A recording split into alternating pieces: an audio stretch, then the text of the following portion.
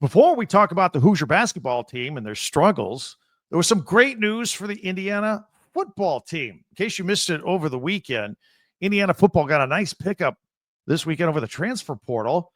Notre Dame starting center Pat Coogan, fresh off the Irish's appearance in the national championship, is headed to Bloomington. Going to play for Curt Cignetti's Hoosiers. So good news there.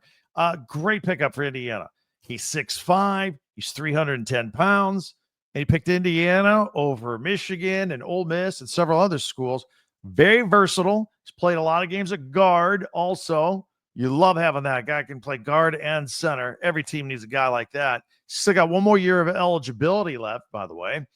And the Hoosiers have been working on beefing up that offensive line, which was really good last year, but they lost some guys that were just out of eligibility. And so they picked up Ohio State tackle Zen Mikowski and also Colorado transfer Khalil Benson. So it's been a priority for Curt Cignetti. Now, on to Indiana basketball. Coach Mike Woodson is running out of time to make something happen here with this year's Hoosiers basketball team. Look, they had a pretty good effort on Friday night on national TV at Purdue, their rival, 10th ranked Purdue. They lost 81-76.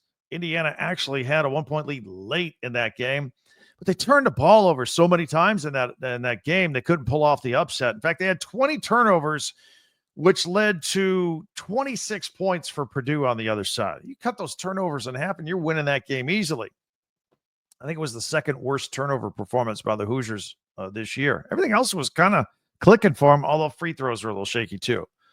So now the Hoosiers have lost 5 of the last 6 games. And they still have some pretty tough games, the meat of their schedule coming up.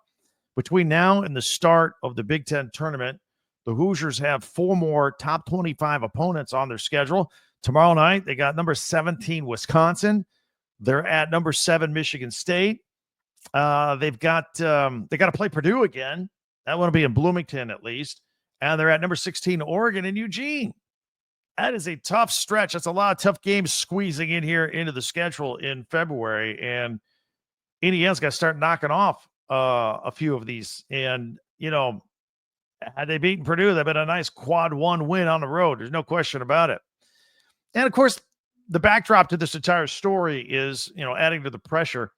Indiana fans and supporters, they've been kind of loud lately, letting their feelings be known that Mike Woodson's program is not where they expect it to be right now.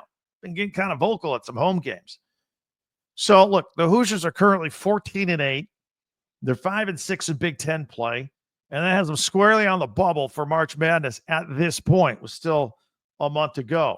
Again, a road win last Friday would have really helped them out, but they didn't get it, so they got to move on.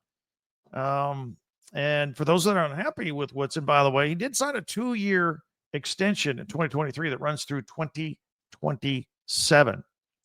Now, while Mike Woodson is struggling at Indiana, Michigan State's Tom Izzo, he's on a roll. Now, their 13-game winning streak did come to an end over the weekend at USC, 70-64. Spartans fell to 18-3. They're 18-3.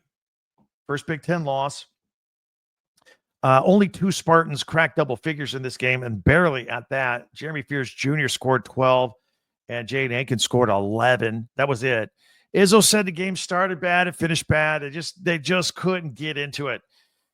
And on the sidebar, and Izzo says he really hadn't talked about this with his team until they heard it on the media, and then they started asking him about it a few days ago. But Tom Izzo is 1 win away from tying former Indiana coach Bob Knight, the late great Bob Knight, for the most conference wins by any coach in the history of the Big Ten. So, look, despite the game being at USC, there was a green and white contingency out there at USC, including former Spartan star and Hall of Famer Magic Johnson out there in LA. And the game was Michigan State's first sporting event in Los Angeles since the football team played at the Rose Bowl in the 2013 season. So they don't get out that way much, but things have changed now in the Big Ten, now with 4 teams on the West Coast. So back to Izzo for a minute. His next chance to tie Bob Knight's mark of 353 Big Ten wins is Tuesday, tomorrow night at Pauley Pavilion. These are Big Ten wins, okay, 353. That's at Pauley Pavilion against UCLA. We'll see if we can do it. And if the Spartans don't do it there, you can still get the mark. They got to take on Oregon. That's coming up next. And then they got a date 2 games from now after this UCLA game against Bob Knight's former team, Indiana.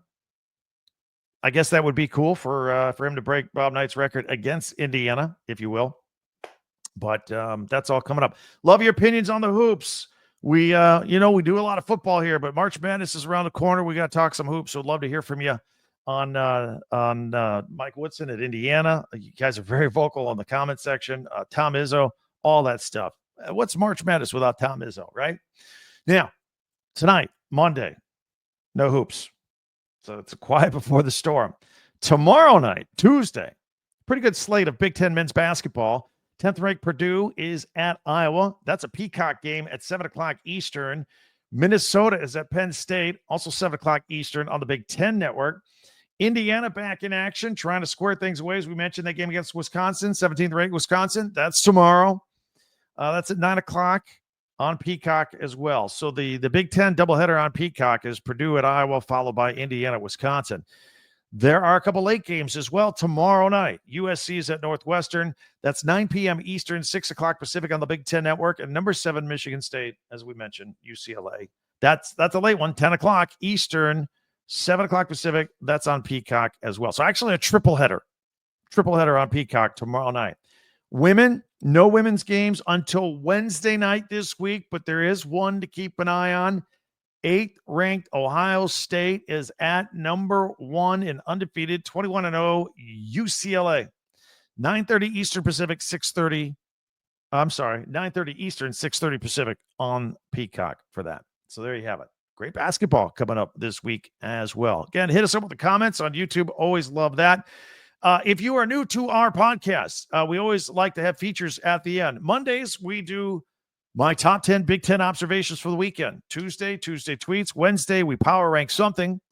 Thursdays, we look ahead to the Big Ten Network and Big Ten Classics and live action coming up for the weekend. And on Fridays, we make our picks, whether it be football or basketball picks. So that's what we do. Coming up next, my top 10 Big Ten observations from the weekend right here on Locked On Big Ten.